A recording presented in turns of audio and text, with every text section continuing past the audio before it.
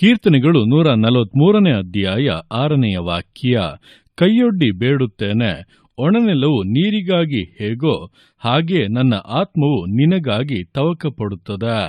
ಈ ವಾಕ್ಯದಲ್ಲಿ ಅರಸನಾಗಿದ್ದಂಥ ದಾವೀದನು ದೇವರ ಮುಂದೆ ಪ್ರಾರ್ಥಿಸಿ ನುಡಿದಂಥ ಸಂಗತಿಗಳನ್ನ ವಿವರಿಸಲಾಗಿದೆ. ನೋಡುವಂಥ ಸಮಯದಲ್ಲಿ ಮನುಷ್ಯರಾಗಿ ಅನೇಕ ಬಾರಿ ಕೆಲವೊಂದು ಕಷ್ಟಗಳನ್ನ, ಸಮಸ್ಯೆಗಳನ್ನ, ಕೊರತೆಗಳನ್ನ ಸಂಧಿಸುವಾಗ ಮನುಷ್ಯರ ಮುಂದೆ ಕೈಯೊಡ್ಡಿ ನಮಗೆ ಸಹಾಯ ಸಿಗುತ್ತದೇನೋ, ನಮಗೆ ಏನಾದರೂ ಅನುಕಂಪ ತೋರಿಸುತ್ತಾರೇನೋ, ನಮ್ಮ ಜೀವಿತವನ್ನು ಆಧರಿಸುತ್ತಾರೇನೋ ಎಂಬುದಾಗಿ ಬಂಧುಗಳ ಮುಂದೆ, ಕುಟುಂಬಸ್ಥರ ಮುಂದೆ, ಸ್ನೇಹಿತರ ಮುಂದೆ, ಒಡಹುಟ್ಟಿದವರ ಮುಂದೆ ಕೈಯೊಡ್ಡಿ ನಿಲ್ಲುವಂತವರು ಅನೇಕರು. ಆದರೆ ಅದರ ನಿಮಿತ್ತವಾಗಿ ಕೆಲವೊಮ್ಮೆ ನಿಂದೆಗಳು, ಅವಮಾನಗಳು, ಪರಿಹಾಸ್ಯಗಳು, ತಿರಸ್ಕಾರಗಳು ಉಂಟಾಗಿ ಅನೇಕರು ವೇದನೆಯಲ್ಲಿ ಜೀವಿತವನ್ನ ನಡೆಸುತ್ತಿರುತ್ತಾರೆ. ಆದರೆ ದಾವೀದನ ಜೀವಿತವನ್ನ ನೋಡುವಾಗ ಅವನ ಜೀವಿತದಲ್ಲಿ ಕೂಡ ಕೊರತೆಗಳು ಬಂದವು, ಸಮಸ್ಯೆಗಳು ಬಂದವು, ವಿರೋಧಗಳು ಎದುರಾದವು. ಆದರೆ ಮನುಷ್ಯರ ಮುಂದೆ ಕೈಯೊಡ್ಡದೆ ದೇವರ ಮುಂದೆ ಕೈಯೊಡ್ಡಿ ಬೇಡುವವನಾಗಿ, ಒಣನೆಲವು ನೀರಿಗಾಗಿ ಹೇಗೋ ಹಾಗೆ ನನ್ನ ಆತ್ಮವು ನಿನಗಾಗಿ ತವಕ ಪಡುತ್ತದೆ ಎಂಬುದಾಗಿ ದೇವರ ಮುಂದೆ ಪ್ರಾರ್ಥಿಸುತ್ತಾ ಇದ್ದಾನೆ. ಈ ದಿವಸ ನೀವೊಂದು ತೀರ್ಮಾನವನ್ನು ಮಾಡಿಕೊಳ್ಳಿ.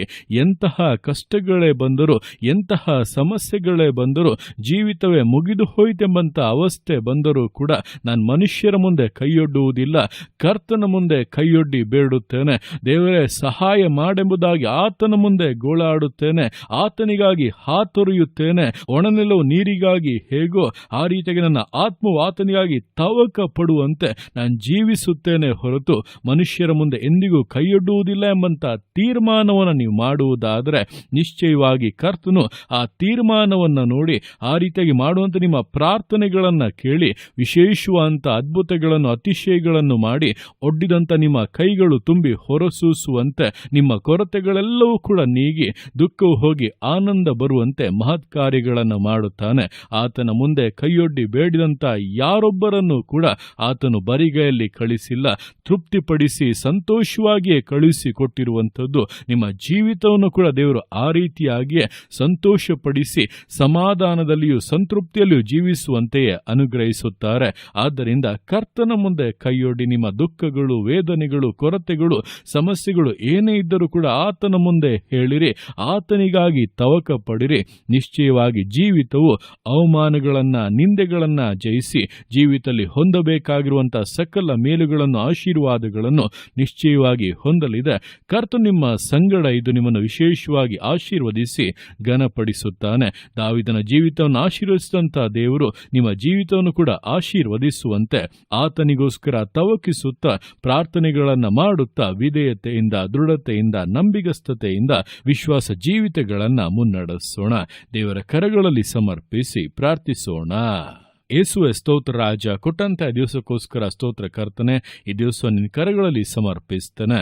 ಪ್ರತಿಯೊಂದು ಜೀವಿತಗಳನ್ನು ನೀನು ಆಳ್ವಿಕೆ ಮಾಡು, ಬಲಪಡಿಸು ಕರ್ತನೆ.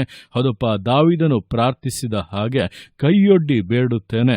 ಒಣನೆಲವು ನೀರಿಗಾಗಿ ಹೇಗೋ ಹಾಗೆ ನನ್ನ ಆತ್ಮವು ನಿನಗಾಗಿ ತವಕ ಪಡುತ್ತದೆ ಎಂಬುದಾಗಿ ಬೇಡಿಕೊಂಡಂತೆ ಈ ದಿವಸಗಳಲ್ಲಿ ನಾವು ಕೂಡಪ್ಪ ನಿನ್ನ ಮುಂದೆ ಕೈಯೊಡ್ಡಿ ಬೇಡುತ್ತೇವೆ.